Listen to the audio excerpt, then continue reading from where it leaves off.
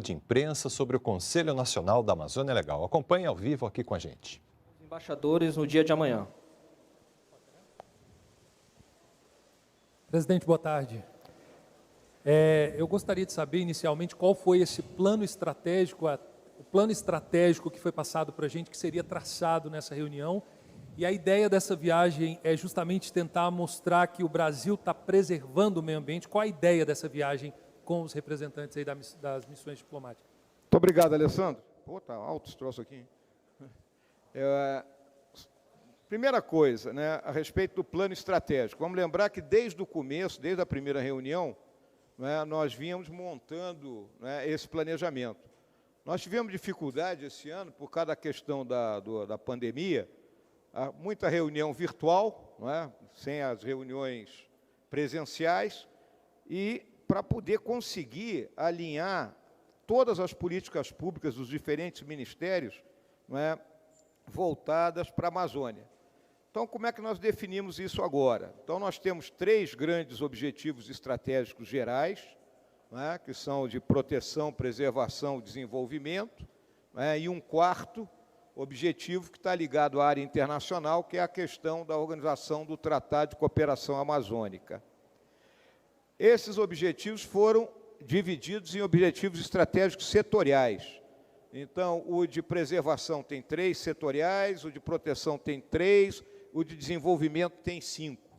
E agora era o alinhamento para os objetivos operacionais, que são aqueles que dão o quê? As metas, que é uma coisa que todo mundo cobra a todo momento, né? Então, agora, uma vez esse troço definido, a partir da semana que vem, nós vamos realizar reuniões com os diferentes ministérios em relação a cada uma das ações prioritárias, para que sejam definidas as metas e, a partir daí, colocadas em um documento chamado contrato de objetivo. O que é o contrato de objetivo? Nada mais, nada menos dizer o seguinte: no ano que vem, em relação a desmatamento, nós vamos fazer isso, isso, isso.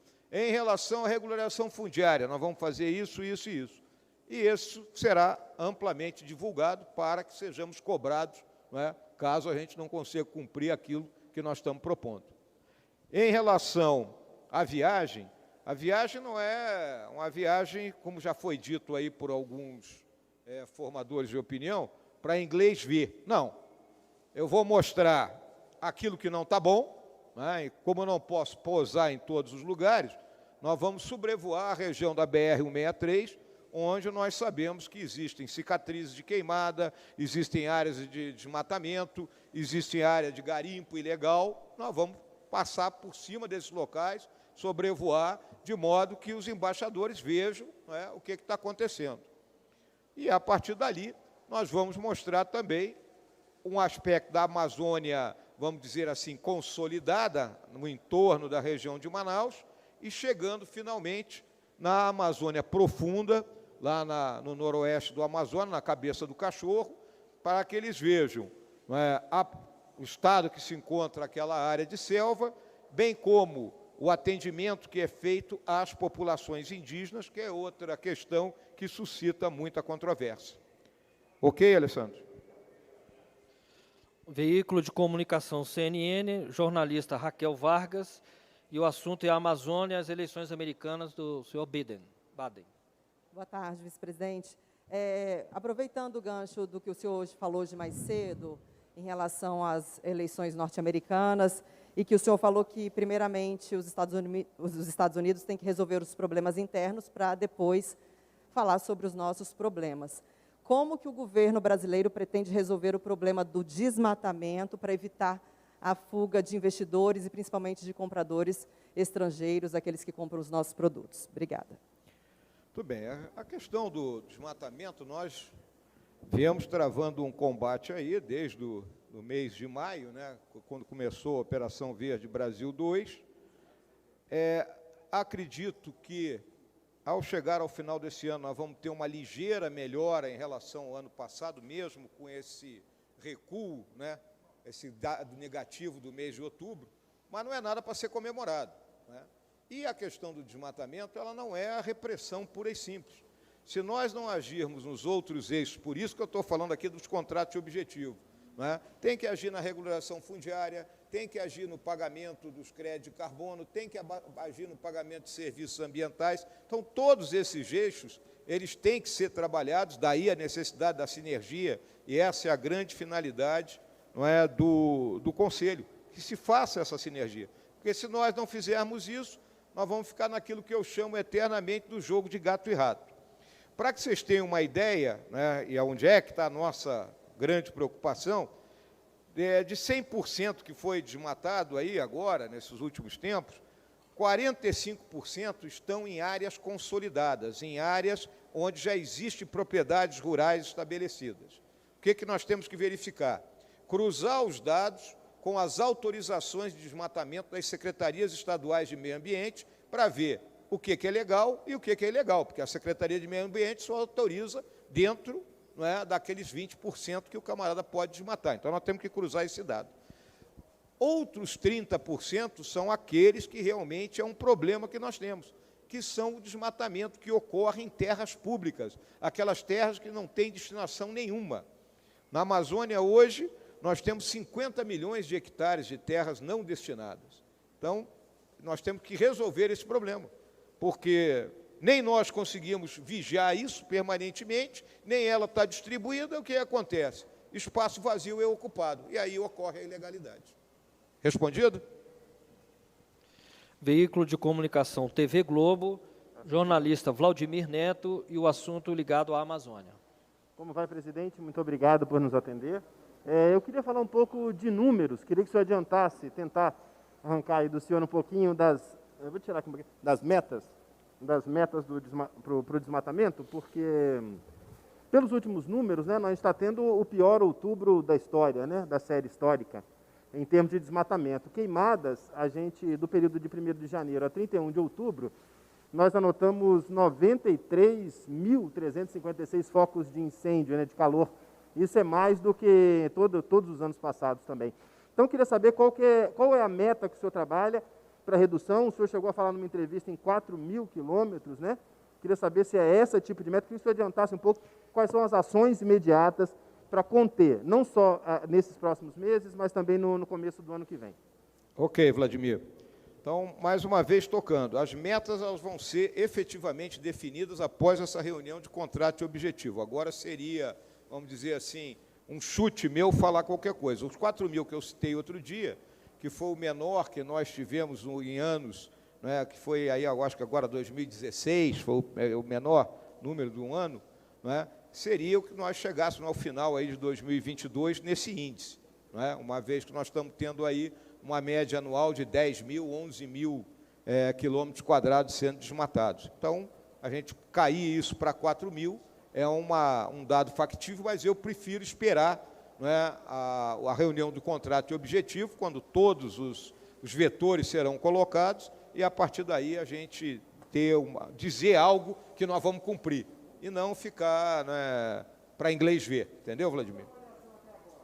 Hein? Avaliação sobre...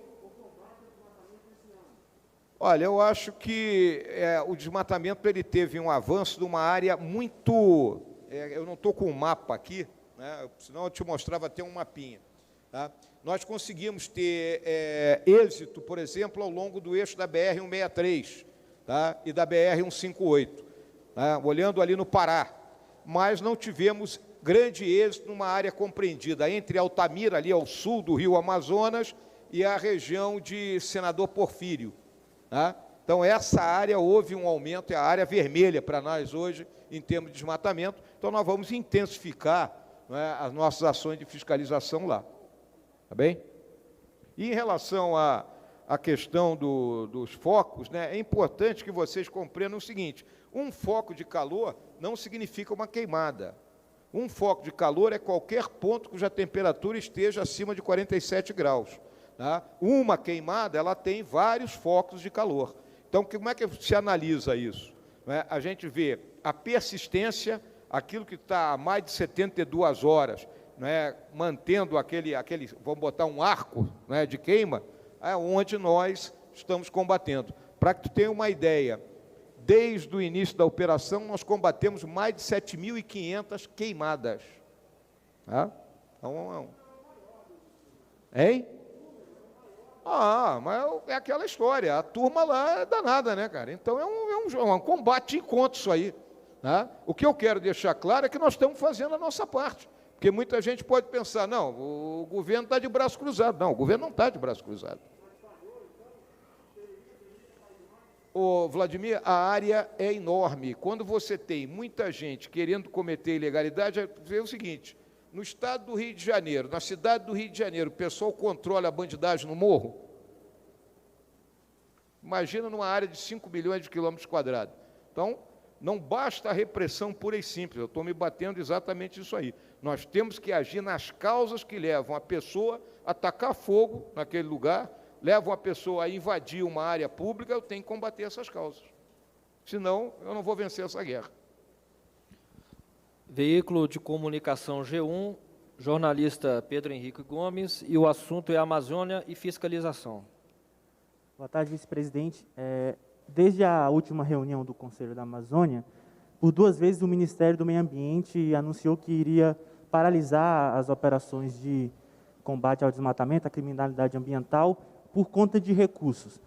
Eu queria saber se vocês discutiram isso na reunião de hoje, se o ministro Paulo Guedes falou algo sobre, se isso vai voltar a acontecer, ou se já está resolvida essa questão de recursos para a IBAMA, ICMBio e outros órgãos. Vamos colocar assim, as duas situações de estresse que ocorreram, né, foram muito claras e muito objetivas no que ocorreu.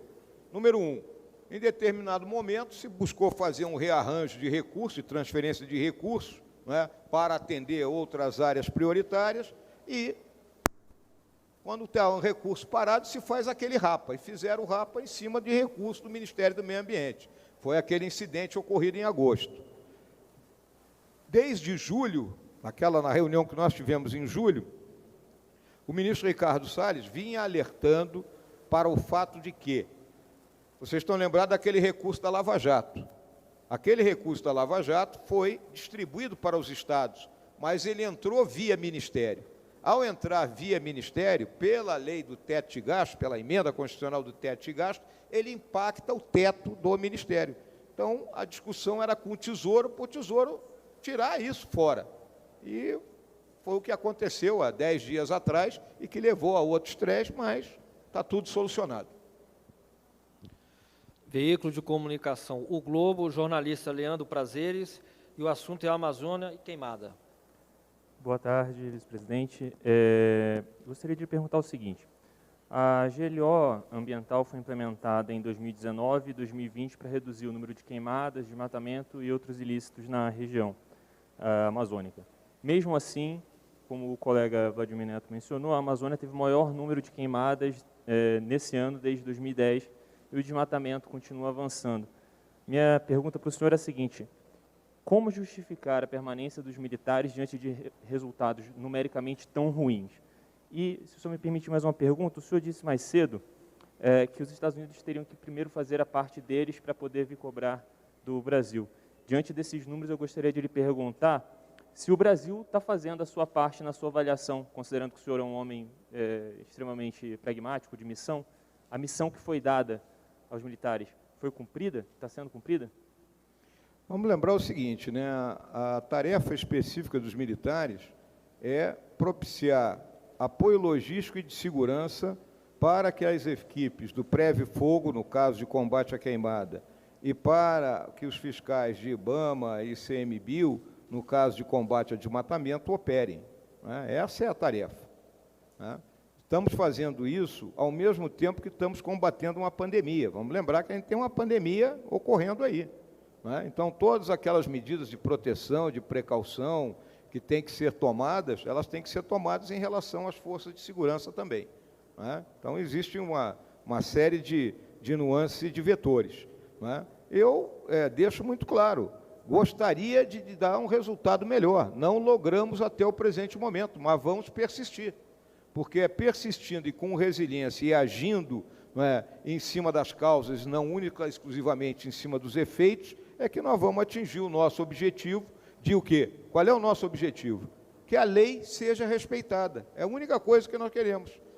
Se na Amazônia 80% de uma propriedade rural tem que estar preservado, esse é o objetivo em termos a propriedades, não é, já devidamente consolidadas. Unidades de conservação e terra indígena não podem ter áreas ocupadas irregularmente. É outro nosso objetivo. E ainda temos, conforme já mencionei, a questão das terras públicas. Em relação à questão de meio ambiente, de uma forma geral, a gente não pode olhar só o meio ambiente, não é, pela viés única e exclusivamente da preservação de território, mas também, se nós olharmos só a preservação do território, o Brasil tem 64% do seu território preservado e na Amazônia isso é 84%, diferente de outros países. Essa é uma discussão que eu chamo de entrar na ravina, é quando tu entra num buraco para discutir. Tá? Mas nós temos aqui uma matriz energética que não queima petróleo nem carvão. 87%, 88% da nossa matriz energética é energia limpa. Nós só somos responsáveis por 3% da emissão de CO2 no mundo. Então, nós não somos o vilão.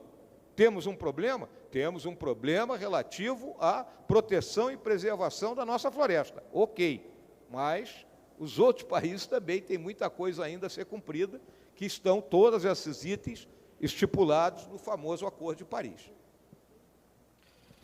Veículo de comunicação Valor Econômico, jornalista Fábio Murakana, e sobre o assunto Amazônia. Oi, presidente. Sobre a viagem que o senhor vai fazer amanhã com os embaixadores, o presidente Bolsonaro disse na semana passada que essa viagem vai mostrar que não tem um hectare sequer queimado ou de selva devastada na Amazônia. É uma atitude diferente da que o senhor demonstra aqui e da que o senhor demonstra no seu material. É uma atitude de negação. Então, a primeira pergunta que eu gostaria de fazer é se essa atitude de negação do presidente não atrapalha os planos do senhor de melhorar a imagem do Brasil no quesito ambiental.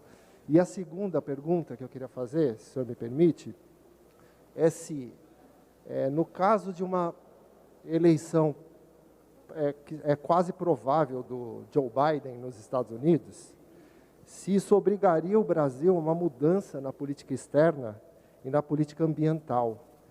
Como ficam, né, as relações do Brasil com os Estados Unidos, principalmente nesse quesito ambiental? Obrigado. Muito bem, Fábio. Em primeiro lugar, em relação ao que o presidente Bolsonaro fala, você tem que lembrar que eu sou vice-presidente dele, tá bom? Então, não me compete ficar comentando se isso prejudica ou facilita, não é? Coisas dessa natureza, nós conversamos, não é, particularmente. Quanto à questão da mudança de governo nos Estados Unidos, eu tenho visto aí as análises, né? Parece que se o presidente Joe Biden for eleito presidente, né, a partir da segunda quinzena de janeiro, o 18º Corpo Aeroterrestre americano vai baixar aqui, né, vai entrar a Amazônia dentro e vai mudar tudo que está acontecendo lá. Não é assim que vai ocorrer, né? Haverá algumas mudanças de posição. Eu torno a lembrar que qualquer um dos dois que for, ou Trump sendo reeleito ou Biden sendo eleito, né, existem problemas sérios, né, a própria, vamos dizer, a estrutura da democracia americana, ela vem sendo um tanto quanto afetada nessa campanha eleitoral. Terá que haver uma busca de um apaziguamento dentro do país, né? Os Estados Unidos já vive há algum tempo, né, uma situação de nação dividida pela questão política, né? Alguns livros já escritos a respeito disso. Então, eles têm que se reorganizar, eles têm a questão em relação às organizações multilaterais, como é que vai ser o comportamento, em relação à Europa Ocidental, em relação à Rússia, as disputas comerciais e tecnológicas com a China. Então, existem muitos problemas, tá? E a questão, se for aberta, vamos dizer assim, a questão ambiental, a nossa resposta é muito clara. Nós estamos, né, fazendo a nossa parte, estamos fazendo o nosso trabalho, né? Eu tenho a maior tranquilidade em relação a isso aí. E lembro sempre que a nossa relação é de Estado para Estado, né? Independente do governo, havendo simpatias ou não. Veículo de comunicação SBT, jornalista Natália Freut, assunto Amazônia. Oi, vice-presidente, boa tarde. No material que a gente recebeu da assessoria da vice-presidência, presidente, vocês falam em informar a sociedade brasileira sobre a realidade amazônica e os resultados obtidos em nossos esforços. Como informar corretamente a população, se está muito claro que tem dois discursos dentro do governo, um da ala militar, que está trabalhando nas operações, e o outro de integrantes da pasta do meio ambiente. E uma outra pergunta, se o senhor confirma que o ministro Araújo não vai mais na viagem para ficar com o presidente Bolsonaro e acompanhar o resultado das eleições norte-americanas. Bom, a questão de informar a sociedade brasileira é muito simples, porque a imensa maioria da sociedade brasileira desconhece a Amazônia. Ela não sabe que quase 60% do nosso território é pouquíssimo integrado. O normal de nós que vivemos aqui do Centro-Sul é achar que uma pessoa na Amazônia, ela entra dentro de um carro e viaja para a cidade mais próxima da forma mais comum como nós fazemos aqui. Isso não ocorre lá. O tempo da Amazônia ele é medido por dias, semanas, que são os tempos de viagem ao longo dos rios. A imensidão de um território de selva, com praticamente 11 mil quilômetros de fronteira, fronteiras difíceis, onde a presença maior do Estado é a presença das Forças Armadas, uma divisão territorial, uma divisão espacial que nós herdamos, complicada, porque imagine os governadores do Amazonas e do Pará controlarem aquela amplitude. Só o Pará é 3 vezes o tamanho da Amazônia, da Alemanha. O município de Altamira, no Pará, é maior que Portugal. Como é que esse prefeito controla o seu município, sendo que não tem estrada para ele se deslocar de um ponto a outro? Ele precisa ter um avião, um helicóptero, seja lá o que for, ou barco. Então, é isso que a gente quer que a sociedade brasileira compreenda das dificuldades da Amazônia. É essa informação. É isso que falta das pessoas compreenderem a ausência de integração, algumas vezes até integração energética. Né? Tem que viver lá numa cidade daquelas, né, daqueles pontos mais distantes da Amazônia. Não é lá passar uma semana, passar uns 2 anos lá, para conviver com aquilo e entender a realidade. E, em relação ao ministro Ernesto, né, o presidente da República solicitou que ele permanecesse aqui. Tá bem? Veículo de comunicação TV Brasil, jornalista Márcia Fernandes. De lei e ordem continuar até abril de 2021. Por que manter dessa forma? Isso vai prevenir desmatamento para o ano de 2021? Já é um trabalho prévio? Também é para evitar essas queimadas em 2021, é isso? Não, a nossa visão clara é que as operações de comando e controle, elas têm que prosseguir intensificadas até o final desse mandato do presidente Bolsonaro. O recurso que nós temos disponível hoje para as Forças Armadas permite que elas operem até final de abril do ano que vem, quando nós pretendemos, o que pode não ocorrer, aí vamos ver o contrato de objetivos, que as agências de fiscalização tenham pernas para agir apenas por elas próprias. Caso contrário, nós teremos que estender, não é, a participação das Forças Armadas. Veículo de comunicação, Canal Rural, jornalista Paola, Amazônia e a viagem dos embaixadores. Boa tarde, vice-presidente.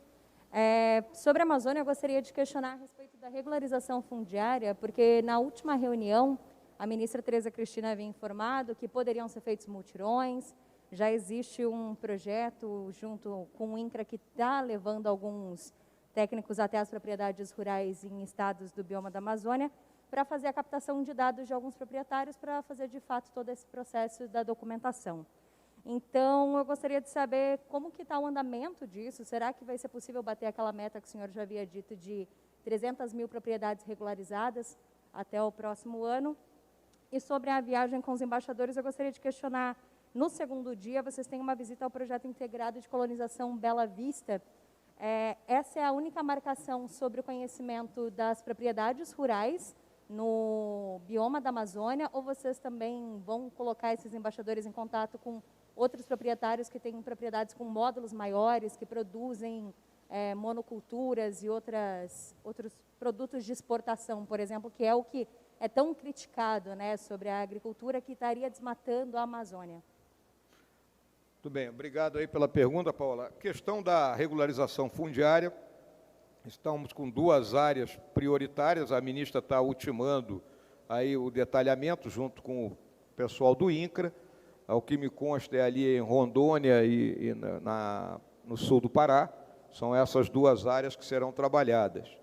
Nós, inclusive, nós fizemos, né, um mapeamento da situação dos diferentes municípios da Amazônia e classificamos ali em vermelho, verde, amarelo e vermelho, né? Então, os municípios que têm índice vermelho, que estão em índice alto de desmatamento, esses serão os últimos para a regularização fundiária, né? Então, eles vão ficar para trás. Aqueles que estão mais preservados serão aqueles que são prioritários, né? Então, é dessa forma que nós estamos trabalhando. E em relação ao que nós vamos mostrar ali, que é na região de Iranduba, né, que fica aí em torno dos 60 quilômetros de Manaus, ali, cruzando a ponte sobre o Rio Negro, né, é um assentamento do INCRA, para que eles entendam, porque aquilo foi replicado em várias áreas aí da Amazônia, e nós temos um número de mais de 450, 460 mil pequenas propriedades rurais, e nós queremos mostrar qual é o modelo de assentamento que foi utilizado.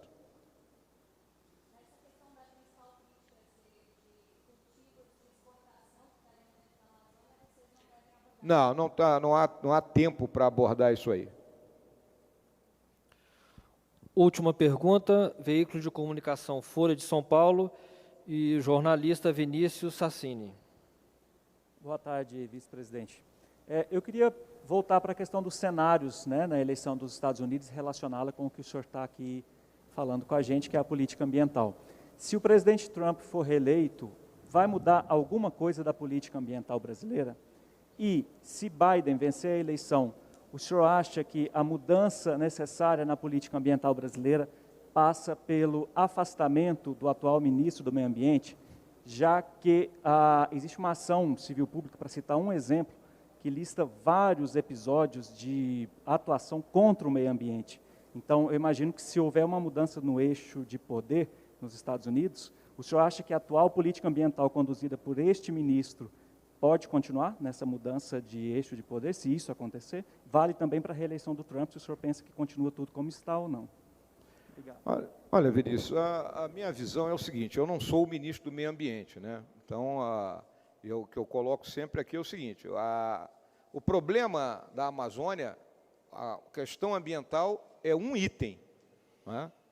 Nós temos o problema da proteção e temos o problema do desenvolvimento, né? Se nós conseguirmos avançar no desenvolvimento, gerando emprego e renda para aquela população que está lá, sem que seja necessário invadir, derrubar árvore ou invadir terra indígena para fazer garimpo, né, nós estaríamos vencendo essa questão. Então, por isso que existe o Conselho, ele é uma questão muito mais ampla. Em relação à política ambiental do presidente, do nosso governo, a nossa política ambiental é de acordo com a legislação. Nós temos que respeitar a legislação. O ministro Ricardo Salles, ele coloca, né, a política dele baseada em cinco pilares distintos, né, que ele toca, né, que são a questão das operações de comando e controle, né, para impedir as ilegalidades, avançar com a questão da bioeconomia, que é desenvolvimento, né? O zoneamento econômico-ecológico é fundamental, você definir em cada área da Amazônia, né, qual é a vocação de cada uma daquelas áreas, né? Vamos lembrar que a Amazônia não é uma coisa só, são 22 tipos de floresta diferentes, né? Você tem campina, você tem cerrado, né? O pagamento pelos serviços ambientais, que é uma grande discussão, que são os itens 6.2 e 6.4 do Acordo de Paris, e a regularização fundiária. Esse quinteto que a gente tem que atuar. Essa é a política ambiental geral. E você olha que muitos desses assuntos, né, como o zoneamento econômico e ecológico, o zoneamento econômico até ok, mas a questão do desenvolvimento em cima da bioeconomia, né, sai fora do eixo puro e simples, né, da questão ambiental, assim como a regularização fundiária. Por isso que é um conjunto de ações, né? Então, a política é essa. Em relação, não é, a se é Biden, se é Trump, não é, nós temos que fazer o certo, não é, porque esse é o nosso dever, como governo do Brasil, fazer com que a lei seja obedecida. Senão, pô, vira o quê? Vira uma bagunça, né? Não, independente, segue o baile. Acabou? Acabou. Muito obrigado, gente. Boa semana de trabalho para vocês. A coletiva de imprensa está encerrada. Agradecemos a presença de todos os senhores e senhoras e solicitamos que permaneça o local até a saída do vice-presidente.